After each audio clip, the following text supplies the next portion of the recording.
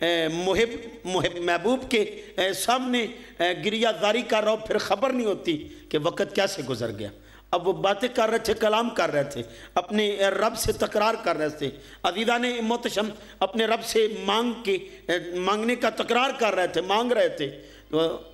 وہ بیچارہ پریشان ہو گیا کہ بابا جی تو نماز سے جان نہیں چھوڑ رہے، نماز کی طرف ہی راغب ہیں اور نماز ہی پڑھے جا رہے ہیں، کب ختم ہوگی بابا جی کی نماز؟ بابا جی نے نماز ختم کی تو تسبیحات فاطمی نکالنا شروع کر دی۔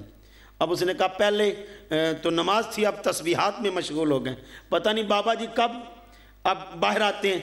پریشان تھا، کبھی دائیں گھومتا کبھی بائیں گھومتا، جوتیوں والی جگہ پہ آ کے کہتا ہے بابا جی ایک سوال پوچھوں؟ کہا بیٹا پوچھو۔ کہا کون سی چیز ہے جو آپ کو باہر نہیں آنے دے رہی؟ کہا بیٹا جو تجھے اندر نہیں آنے دے رہی، جو تجھے اندر نہیں آنے دے رہی وہی چیز مجھے باہر نہیں آنے دے رہی۔ یہ دل تجھے اندر نہیں آنے دے رہا اور یہی دل مجھے باہر نہیں آنے دے رہا۔ میرا دل مسجد میں لگ گیا ہے۔ آؤ عزیزان محتشم، جن کو اپنے رب سے پیار ہو ان کا اس کے گھر میں دل لگ جاتا ہے۔ بندہ اپنے کسی دوست کے یہاں جائے جس سے محبت ہو تو بندہ گھر بھی کہہ جاتا ہے مجھے 2-3 دن لگ جانے ہیں، میں نے اب نہیں جلدی آنا۔ پریشان نہ ہونا، 2-3 دن تو بڑے تھوڑے ہیں لیکن میں کوشش کروں گا 2-3 دن یہ کم ہیں لیکن اتنے میں واپس آ جاؤں۔ گھبرانا نہیں، بچوں سے بیوی سے یہ الفاظ کہہ کے جاتا ہے کہ وہ میرا دوست ہے، اس نے میری جان ہی نہیں چھوڑنی اور میرا دل بھی نہیں چاہنا کہ اس سے جدا ہو جاؤں۔ چاند لمحے تو بیٹھنے، اتنی دیر کے بعد جا رہا ہوں، اب دوستان گرامی قدر میں کیسے لوٹاؤں جلدی؟ تو اللہ والا جو اپنے رب سے کلام کرتا ہے تو اس کے دل میں بات کوئی اور یاد ہی نہیں رہتی، بس وہ اپنے رب سے کلام میں محو ہو جاتا ہے، اس کو بھول جاتا ہے کہ اس کے کوئی پیچھے یاد کرنے والے بھی ہیں۔ تو بابا جی بھی بھول گئے۔ آؤ عزیزان محتشم، آج میں اور آپ اپنے دل کی دنیا جھانک کے دیکھیں۔ اگر نماز پڑھنے پہ چلے بھی جائیں تو ہماری نمازوں میں خشوع و خشوع نہیں ہوتا، ہم محبت سے نہیں پڑھتے، ہم تو بس ایک فرضی کہانی پوری کر رہے ہوتے ہیں، رکعتیں گننے کے جو تعداد ہے وہ پوری کر رہے ہوتے ہیں کہ 4 رکعت ہے اور میں نے یہ 4 رکعت پوری کرنی ہے، ہم کلام نہیں کر رہے، مانگ نہیں رہے ہوتے۔ آؤ عزیزان محتشم، جس کو یہ یقین ہو جائے کہ نماز حق ہے، حضور فرماتے ہیں وہ جنت میں داخل ہوگا، وہ جنت میں داخل ہوگا۔ اور آقا رحمت سید عالم صلی اللہ علیہ وآلہ وسلم اس بات کو حضرت ابو امامہ رضی اللہ تعالیٰ عنہ آپ روایت کرتے ہیں کہ میں نے اپنے کانوں سے سنا، یقول سمیت رسول اللہ صلی اللہ علیہ وآلہ وسلم، حضور فرما رہے تھے یکتب فی حجۃ الوداع، حجۃ الوداع کے موقع پر حضور خطاب فرما رہے تھے، فقال اتقوا اللہ، حضور فرماتے اللہ سے ڈرو۔ یہ پیغام دیا حضور نے، اللہ سے ڈرو۔ آج میں اور آپ اپنا احاطہ کریں، کیا ہم اللہ سے ڈرتے ہیں؟ اگر ڈرتے ہوتے تو آج بہن کا حق نہ کھاتے، اگر ڈرتے ہوتے تو ہماری آنکھوں میں بے حیائیاں نہ ہوتی، ڈرتے ہوتے تو آج دین کو یوں سر عام بازاروں میں بیچا نہ جاتا، آج یوں دین کا تماشا نہ سجایا جاتا، آج پیران عظام کو اپنے شوق نہ ہوتے کہ آستانے بڑے ہو جائیں، بس ایک ہی شوق ان کو یہی لاحق ہوتا کہ میرا رب مجھ پر راضی ہو جائے۔ وہ اقبال نے کیا خوب کہا کہ نکل کر خانقاہوں سے ادا کرو رسم شبیری، پھر تو اکبر کی جوانی لٹا کے بھی بندہ راضی رہتا ہے کہ جیویں سونا راضی ہوئے مرضی ویک سجن دی۔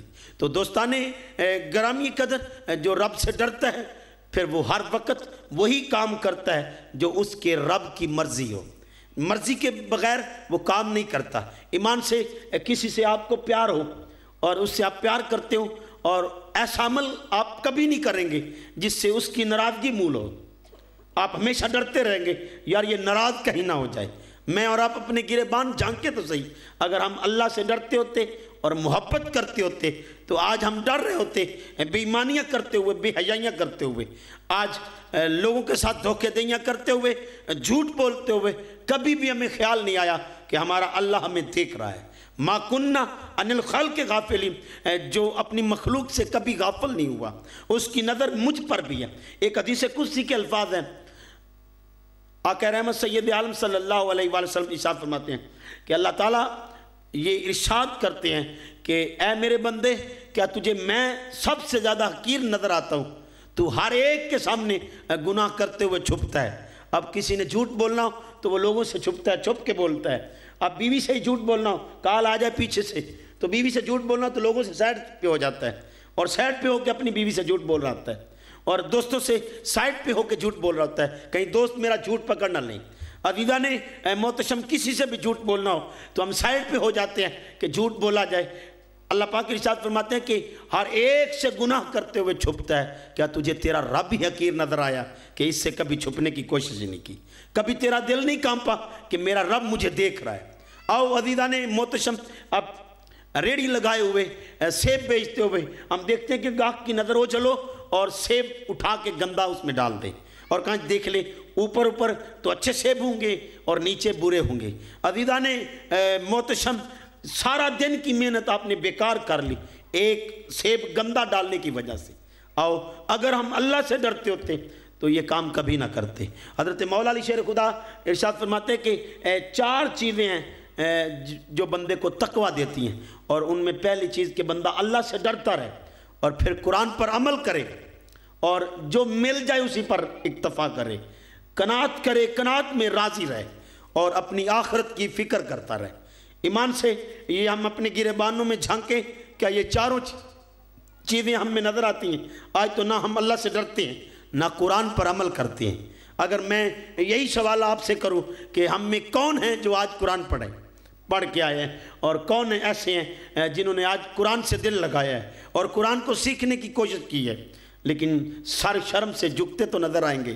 یہ دعوے دار ہاتھ اٹھا کے نعرہ رسالت لگانے والا، نعرہ تکبیر بلند کرنے والا اور نعرہ محبت بلند کرنے والا، عزیزان محتشم کہ میں اللہ اور اس کے رسول سے محبت کرتا ہوں اور اللہ کے محبوب کے اصحاب سے محبت کرتا ہوں اور محبوب کی ازواج اور آل پاک سے محبت کرتا ہوں، یہ دعوے دار پوچھا جائے کہ اچھل کے نعرے تو لگا رہے تھے، یار تو نے قرآن بھی پڑھا ہے؟ قرآن تو وہ کتاب ہے جو میرے نبی کی سب سے بڑی نعت ہے، جس میں میرے نبی کے ہر انداز کو پیش کیا گیا۔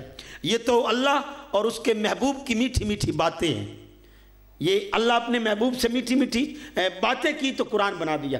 محبوب نے کمبل اوڑھا تو اللہ نے قرآن بنا دیا، محبوب نے کملی اوڑھی تو اللہ نے قرآن بنا دیا، محبوب یار کے ساتھ غار میں گئے تو اللہ نے قرآن بنا دیا، بچوں کو چادر میں لپیٹا تو اللہ نے قرآن بنا دیا، محبوب عمل کرتے گئے اللہ قرآن بناتا گیا۔ تو عزیزہ نے محتشم محبوب کو کسی نے تانا دیا تو اللہ نے قرآن بنا دیا، محبوب کو کسی نے مجنوں کا اللہ نے قرآن میں جواب دیا، اللہ نے وکالتیں کی، اللہ قرآن میں یہ بتا رہا ہے لوگوں یہ تو میرے اور میرے محبوب کی میٹھی میٹھی باتیں ہیں۔ اگر ہم قرآن پر عمل کرتے ہوتے تو کبھی بھی اپنے آقا کی کسی بات کو اپنے انداز میں نگلیکٹ نہ کرتے، نظر انداز نہ کرتے، ہر بات پر اپنی جانیں لٹا دیتے۔ عزیزان محتشم آج میں اور آپ گریبان جھانکیں، دعوے دار تو محبت کے ہیں لیکن یہ محبت اتنی صرف دعووں پر ہے محیط ہے، اس کی کوئی دلیل نہیں ملتی۔ یہ صاحب جو نعتیں پڑھ رہا تھا اور آنسو بھی بہہ رہا تھا اور بڑے بڑے دعوے کر رہا تھا کہ حضور سے محبت ہے، اس سے پوچھیں کہ کیا اس نے نماز بھی پڑھی ہے تو شرم سے سر جھک جاتا ہے۔ عزیزان محتشم کئی نعت خواں ایسے ہیں، کئی سٹیجوں پہ آنے والے ایسے ہیں جو بڑے بڑے القابات سے ان کو نوازا جاتا ہے لیکن صحیح طرح انہیں نماز پڑھنا بھی نہیں آتی، قرآن پڑھنا بھی نہیں آتا، بڑے بڑے لقب ان کو مل جاتے ہیں۔ تو عزیزان محتشم یہاں اکثر مجھے بھی کہا جاتا ہے کہ کسی تعارف کے محتاج نہیں۔ عزیزان محتشم کوئی بندہ بھی میرے نبی کے بغیر تعارف نہیں رکھتا، ہمارا تعارف ہی بس یہ ہے کہ ہم حضور کے غلام ہیں، اس سے بڑھ کے کوئی تعارف نہیں۔ عزیزان محتشم بس میں نے اور آپ نے سیکھ کے جانا ہے کہ آج کے بعد نماز نہیں چھوڑیں گے، نماز نہیں چھوڑیں گے۔ حضرت ابو امامہ رضی اللہ تعالیٰ عنہ آپ فرماتے ہیں کہ اپنے رب سے ڈرو، وَصَلُّوا خَمْسَكُمْ اور 5 وقت کی نماز پڑھو، 5 وقت کی نماز پڑھو، وَصُومُوا شَهْرَكُمْ اور رمضان کے روزے رکھو، جب رمضان آ جائے تو اس کے روزے رکھو۔ آج عزیزان محتشم یہ قریب ہی ہے، رمضان آنے والا ہے، نہ جانے کتنے مسلمانوں نے بہانے کر لینے، یار میں دل کا مریض ہوں، میری دھڑکن تیز ہو جاتی ہے، میرے پھیپھڑوں میں نقص ہے، میرا سانس پھول جاتا ہے، مجھے پیاس بڑی لگتی ہے، میں نے کام کاج کرنا ہے، میں نے فلاں کرنا ہے، میں نے فلاں کرنا ہے، میری مجبوری ہے، روزہ مجبوری میں۔ عزیزان محتشم تو اور میں یہ باتیں اور بہانے بنا رہے ہیں، آؤ کربلا کی وادی میں پہنچیں، آؤ بدر اور ओहद की वादी में पहुँचे और खंदक की दुनिया में पहुँचे तो सहाबा अपने पेट पर पत्थर बांध के कुदाल उठा उठा के मारते थे और खंदक खोद रहे थे।